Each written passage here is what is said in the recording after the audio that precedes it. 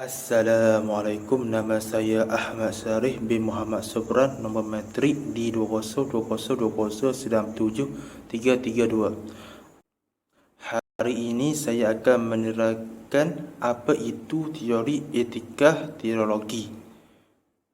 Maksud teori teologi adalah mengatakan bahawa konsep nilai betul atau salah bergantung kepada kesan sesuatu perbuatan yang dikenali sebagai konsekuensi. Jadi, kriteria dan piawai asas tentang sesuatu tindakan atau peraturan yang baik, benar, salah, jahat dan sebagainya ialah perhasilan nilai, bukan moral yang dianggap baik. Bagi teori ini, kebaikan atau kejahatan sesuatu ditentukan oleh nilai instrumentalnya.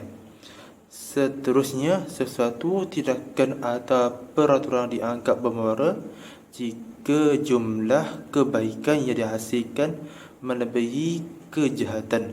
Namun, pandangan ahli teologi yang berbeza tentang apa yang dikatakan baik dan jahat telah menyebabkan wujudnya dua jenis teori teologi yang berbeza, iaitu utilitarisme dan egoisme. Pertama, teori utilitarisme. Teori utilitarisme adalah merupakan perkataan yang berasal daripada perkataan Latin yang membawa maksud bermanfaat. Menurut teori utilitarisme ini, sesuatu perbuatan adalah baik jika perkara tersebut membawa manfaat, berfaedah atau berguna. Menurut teori ini, kualiti sesebuah perbuatan adalah diperolehi dengan tercapainya perbuatan yang ingin dilakukan.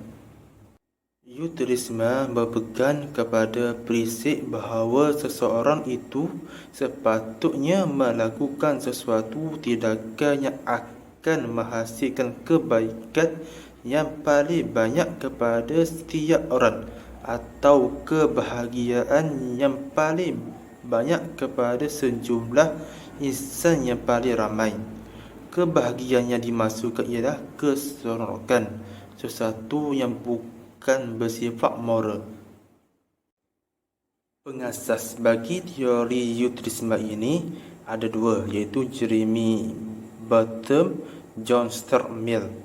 Jeremy Bentham merupakan pengasas bagi teori ini dan seterusnya dikembangkan oleh anaknya John Stuart Mill.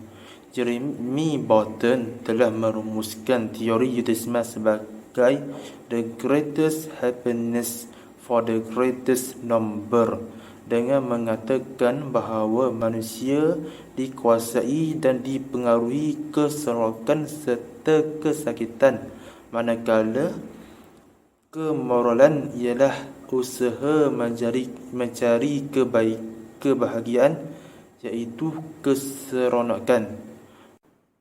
Bagi John Stuart Mill pula, beliau membezakan antara keseronokan dengan memasukkan aspek kualiti.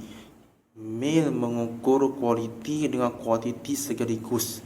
Menurut John Stuart Mill, penunjuk kualiti keseronokan adalah seperti tinggi atau rendah, baik atau buruk, baru atau lama, objektif atau subjektif, dan faktor yang boleh mempengaruhi keseronokan pula ialah kecerdikan, pendidikan, sensitiviti, bermoral dalam tindakan, dan kesihatan yang baik.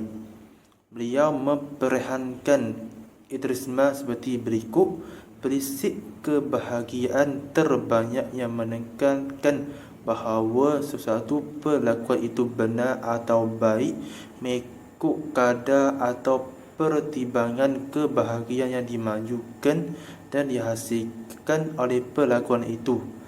Keseronokan bebas daripada kesakitan sebagai natijah atau hasil yang benar, baik yang diinginkan. Contoh bagi teori utilitarisme ini, tindakan mencuri.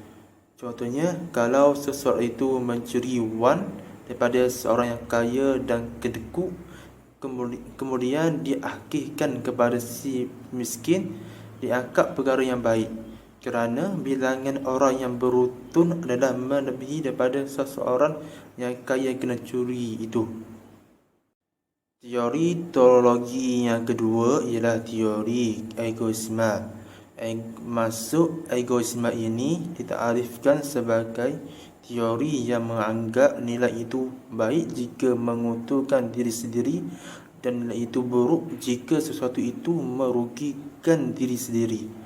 Egoisme bermaksud bahawa sesuatu tindakan adalah betul dengan melihat kepada kesan tindakan kepada individu.